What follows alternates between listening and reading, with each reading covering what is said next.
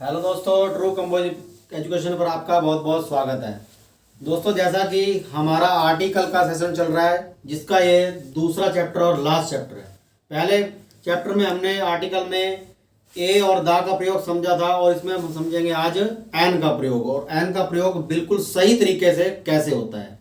तो 5 मिनट की लगभग वीडियो बनेगी, ध्यान से देखते रहना। दोस्तों, हमने बचपन से सुनते आ रहे हैं कि एन का प्रयोग किस नाउन से पहले लगता है। एन का प्रयोग तो हमने सुना है 5 वोवल होते हैं, ए ई आई ओ यू। तो जो भी वर्ड इनकी जिस भी वर्ड की शुरुआत इन अक्षर से हुई है, तो उसके जस्ट पहले हमको एन लगा देना है। आज तक हमको स्कूलों में और बचपन में यही पढ़ाया गया और यह सिखाया गया है। तो असल में आपको मैं बताना चाहता हूँ, हमको बचपन में महाबेवकूफ बनाया गया है। तो आज मैं इस ए ई आई ओ यू के फंडे को अभी आपके सामने गलत साबित करूंगा। तो बने रहिए, देखते रहिए। दोस्तों, असल में और गलत ये साबित होगा कैसे? असल में सही तरीका क्या है सही तरीका? सबसे सही तरीका और सटीक, कोई भी हमको ज्यादा इसमें दिमाग नहीं दौड़ाना है। आंखें मीच कर आपका एन का प्रयोग करेक्ट हो जाएगा। बस आपको एक ही ट्रिक, एक ही फंडा याद रखना है। वो फंडा क्या है? आपको इंग्लिश में नहीं जाना है, आपको आना है हिंदी पे।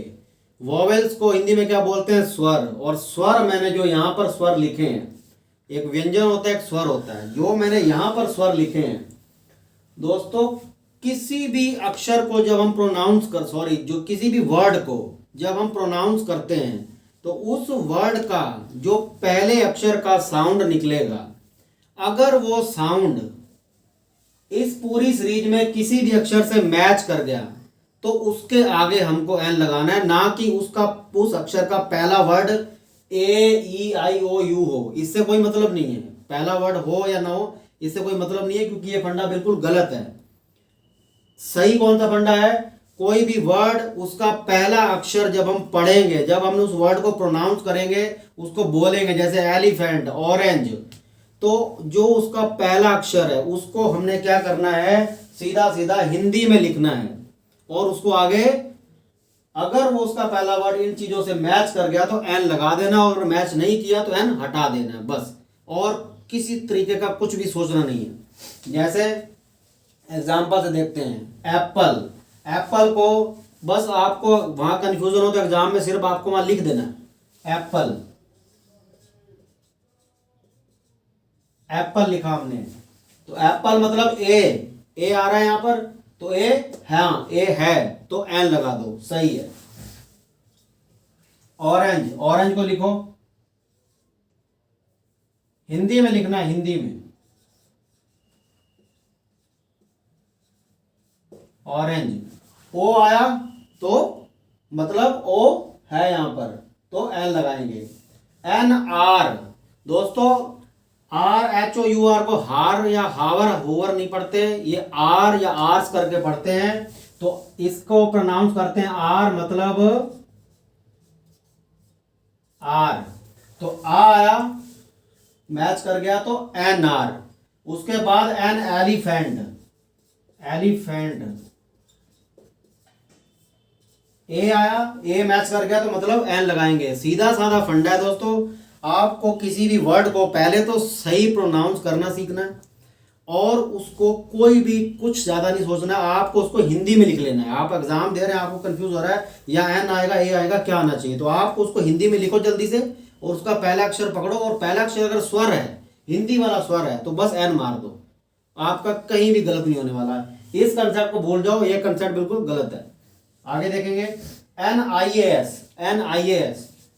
तो आई एस इंग्लिश में कैसे लिखेंगे? आई ए एस। तो पहला अक्षर क्या है? आ, तो आ को मैच किया, N I S. Next an honest man, honest, O आया दोस्तों। ऐसे ही एन अम्ब्रेला लिखेंगे, तो आ वर्ड आया पहला, हिंदी में अम्ब्रेला को लिखेंगे आ, छोटा आ आएगा, तो एन लगा देना है। अब यहां पर आगे मैंने 2 एग्जांपल लिए हैं जहां पर हमारा ये कंसेप्ट मैं आपको गलत करके दिखा रहा हूं। यूनिवर्सिटी, देखो दोस्तों, शुरुआत में लिखा है यू, मतलब यहाँ पर यू, इसका मतलब एन लगाएं, पर नहीं लगाना है, क्योंकि जब यूनिवर्सिटी को हम लिखेंगे यूनिवर्सिटी, अगर हम यूनिवर्सिटी लिखते हैं तो पहला अक्षर क्या है, पहला अक्षर है या यग। तो या यग कभी स्वर नहीं होता है, या यग क्या होता है, कॉन्सोनेंट होता है, व्यंजन होता है, इसलिए इसके आगे एन नहीं लगेगा। स्वर के आगे ही हमेशा हमको एन लगाना है। जैसे कि आ यूरोपियन सिटी, यूरोपियन सिटी, तो या यग। दोस्तों ऐसे और एग्जाम्पल भी हैं काफी सारे, जहां पर अगर स्वर मैच ना करे तो आपको एन नहीं लगाना है। अगर स्वर, पहला अक्षर स्वर हो तो आपको एन चुपचाप लगा देना, आपका बिल्कुल आंसर सही हो जाएगा। अब आगे देखते हैं। छोटा सा मैंने यहाँ पर एक रखा है, कई बार हमको कंफ्यूजन रहती है, हम प्रोनाउंस करते हैं, कोई टी एच दा को पढ़ता है दा, कोई पढ़ता है दी, कई बार आपने देखा होगा, कोई पढ़ता है दी, कोई पढ़ता है दा। तो इसका असली बेसिक फंडा क्या है, आज हम थोड़ा सा देखेंगे, 2 मिनट। दोस्तों अगर किसी भी वर्ड का पहला अक्षर, किसी भी वर्ड का पहला अक्षर अगर स्वर है, वोवेल है, प्रोनाउंस जब उसको हम कर रहे हैं, अगर वो स्वर से मैच करता है तो उसके पहले जो दा लगा है उसको हम पढ़ेंगे दी। जैसे कि दी एलिफेंट, दी आंट,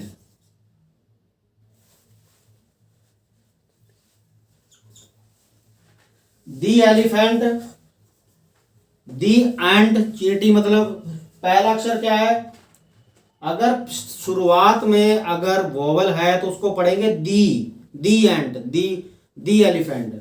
और अगर पहला अक्षर व्यंजन है, कॉन्सोनेंट है, जैसे द कार, का व्यंजन है द कार, द प्रिंसिपल, तो दी प्रिंसिपल नहीं पढ़ेंगे, क्योंकि पा क्या है, व्यंजन है, तो दी प्रिंसिपल नहीं पढ़ेगा, द प्रिंसिपल।